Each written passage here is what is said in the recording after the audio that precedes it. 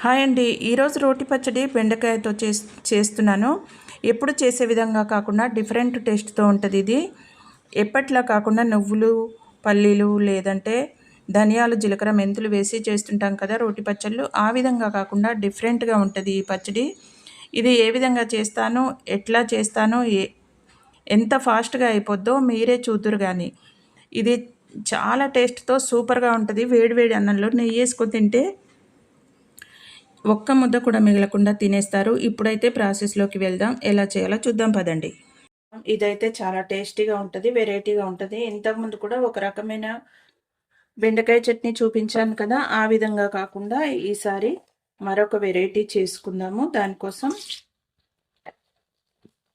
ఒక పావు కేజీ వరకు బెండకాయలు తీసుకున్నాను. వాటిని ఇలాగా నిలువుగా కట్ చేసుకోవాలి.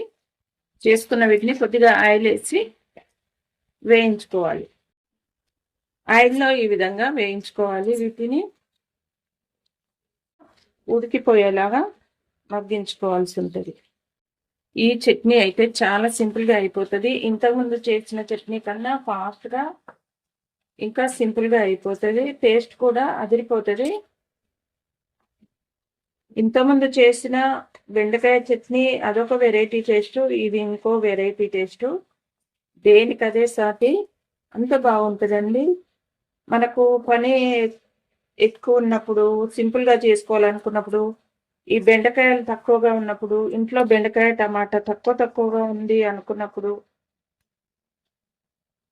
ఒంట్లో బాగాలేదు, అన్నం తినబుద్ధి కావట్లేదు అనుకున్నప్పుడు ఈ విధంగా చేసుకొని తినడం వల్ల చాలా టేస్ట్ ఉంటుంది.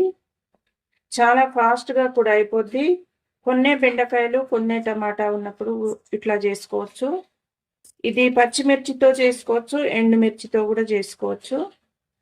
నేను కొంచెం బెండకాయలు టమాటాలు ఉన్నాయి, అందుకోసమని నేను బెండకాయ టమాటా కూర కూడా వండుకోవచ్చు. కానీ రోటి పచ్చడి అయితే కారంగా పుల్లగా 2 పూటలు సరిపోద్ది. కూర అయితే ఒకటే పూట సరిపోద్ది కదా, అందుకని ఈ విధంగా చేస్తున్నా. మీ దగ్గర కూడా అదే విధంగా తక్కువ ఉన్నప్పుడు ఇట్లా చేసుకోండి. నేనైతే ఎండుమిర్చి వేసుకుంటున్నాను. ఎండుమిర్చి వేసిన తర్వాత కొద్దిగా ఆయిల్ వేసుకుందాం. వీటిలో ఎక్కువ ఇంగ్రీడియంట్సే అవసరం లేదు. మీకు కావాలంటే ఇందులో కొద్దిగా జీలకర్ర వేసుకోవచ్చు. నేనైతే కొంచెం జీలకర్ర వేసుకుంటున్నా, డైజెషన్కి అవసరం కదా. 1 స్పూన్ మోతాదుగా వేసుకున్నా. చిన్న స్పూన్ ఉంటుంది జీలకర్ర డబ్బాలో, అందుకని 2 సార్లు వేసుకున్నాం. దీంట్లో పచ్చిమిర్చి కూడా వేసుకోవచ్చు. పచ్చిమిర్చి వేసినప్పుడు వేయించుకోవచ్చు, లేదంటే టమాటాలో వేసి కూడా ఉడికించుకోవచ్చు. 2 రకాలుగా వాడుకోవచ్చు పచ్చిమిర్చిని. నేనైతే ఎండుమిర్చి వేసుకుంటున్నాను.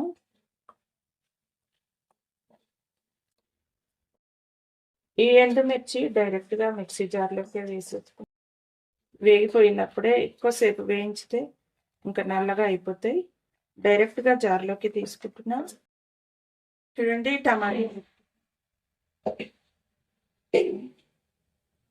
టమాటాతో పాటుగా మలబార్ చింతపండు, ఇది చింతపండులోనే ఇది ఒక రకమైన చింతపండు, ఇది వేసుకుంటున్నా. చింతపండుకు బదులుగా ఇది వాడుకోవచ్చు. కేరళ వాళ్ళు వాడతారు ఇది ఎక్కువగా.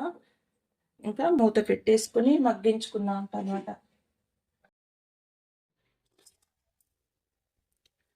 టమాటాను పూర్తిగా మగ్గించుకోవాలి. ఈ విధంగా ఈ మలబార్ చింతపండు కొంచెం గట్టిగా ఉంటుంది, మెదగదు. అందుకోసమని ఇందులోనే వేసుకొని ఉడికించుకోవడం వల్ల మెత్తబడుతుంది.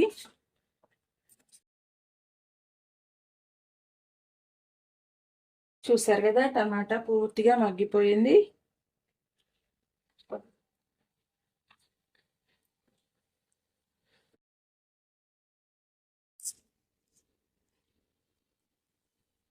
ఇందులో నీళ్లు కూడా వేయలేదు, బాగా పండిన టమాటా కాబట్టి. ఇంకా వాటర్ అయితే చాలా వచ్చింది. ఇంకా స్టవ్ ఆఫ్ చేసేసుకుంటున్నా. ఇవి కాస్త చల్లారిన తర్వాత చట్నీ చేసుకుందాము. ఈ లోపుగా ముందుగా వేయించుకున్నటువంటి ఈ ఎండుమిర్చి ఇందులోనే ఎక్కువ ఇంగ్రీడియంట్స్ అయితే పట్టవని చెప్పాను కదా, మనకు ఎక్కువ కావాలంటే వేసుకోవచ్చు. ఒక 4-5 సరిపోతాయి. నాకైతే ఎక్కువ వేసుకోవడం ఇష్టం, అందుకని ఎక్కువ వేసుకుంటున్నా. నచ్చిన వాళ్ళు కొంచెం తక్కువ వేసుకున్నా. చిన్న సైజుది ఒక ఉల్లిపాయ వేసుకున్నాం. ఇప్పుడు టమాటా వేసుకుందాం. చివరిలో బెండకాయ. మిర్చి అయితే మెదిగిపోయింది. ఇప్పుడు ఈ టమాటా వేసుకుందాం. కొద్దిగా చల్లారింది, మరీ ఎక్కువ వేడి లేదు. మిర్చి అయితే పూర్తిగా చల్లారిపోయింది కదా. మనకు ఈ లాస్ట్లో ఉన్న రసం ఎంతవరకు అవసరమో అంతవరకు వేసుకుని మిగిలింది అయితే తీసేసుకుంటాను. చూడండి, ఈ విధంగా మిక్సీ పట్టుకోవాలి. కొంచెం కచ్చపచ్చగానే, మరీ పేస్ట్లా కాకుండా. ఇప్పుడు చివరిలో బెండకాయలు వేసుకుంటాను. ఈ విధంగా కచ్చపచ్చగా పట్టుకోవాలి. ఇప్పుడు దీన్ని మొత్తం ఇందులో వేసేసుకుంటాను. చూడండి, ఇట్లాగా ఉల్లిపాయ కూడా ఇట్లా కచ్చపచ్చగానే మెదగాలి. దీంట్లో మనం నువ్వులు కానీ, పల్లీలు కానీ, ధనియాలు కానీ ఏమీ లేదు. ఇదొక వెరైటీ టేస్ట్ అన్నట్టు. దీంట్లో తాలింపు ఇష్టం ఉంటే వేసుకోవచ్చు, లేకపోతే లేదు. వేడి వేడి అన్నంలో నెయ్యి వేసుకొని తింటే సూపర్ టేస్ట్ ఉంటుంది. కానీ మా ఇంట్లో అయితే తాలింపు లేకపోతే నచ్చదు, అందుకోసమని నేనైతే తాలింపు చేస్తాను. నూనె కొంచెం తాలింపు గింజలు వేగడానికి వేసుకుంటాను. కూడా ఎక్కువ ఏం వేసుకోవసరం లేదు. కొంచెం లూజ్గా ఉంటుంది కాబట్టి శనగపప్పు కానీ మినపప్పు కానీ ఎట్లే నానిపోతాయి కదా. అందుకు ఇంకా ఆవాలు జీలకర్ర వేసుకున్నా. కొద్దిగా ఎండుమిర్చి వేసుకుంటా. ఎండుమిర్చి లేకపోతే తాలింపులాగా ఉండదు కదా, అందుకని. మనకు కావాలనుకుంటే ఇంగువ వేసుకోవచ్చు. రోటి పచ్చళ్ళలో ఇంగువ కంపల్సరీ కాబట్టి. ఇంగువ వల్ల మంచి స్మెల్లే కాదండి, చక్కటి జీర్ణ శక్తి కూడా వస్తుంది. అందుకోసమని ప్రతి దాంట్లో ఇంగువ అయితే వేసుకుంటూ ఉంటాను. రోటి పచ్చడి, పులిహోర, చారు ఇలా ఏది పెట్టినా ఇంగువ అయితే వేసుకోవాల్సిందే. కరివేపాకు వేసుకున్నా. కొద్దిగా ఇంగువ, చిన్న స్పూన్ ఇంగువ డబ్బాలో వస్తుంది కదా, ఆ స్పూన్తో 1/2 స్పూన్ వరకు వేసుకున్నా అంతే. పసుపు, కొంచెం పసుపు వేస్తున్నా. మనం తాలింపు చేయకపోతే పచ్చడి రుబ్బుకునేటప్పుడే పసుపు వేసుకోవాలి. అయిపోయింది ఇంకా తాలింపు కూడా. చూసారు కదా ఎంత ఫాస్ట్గా అయిపోయిందో. Stove off చేసేసుకున్నా.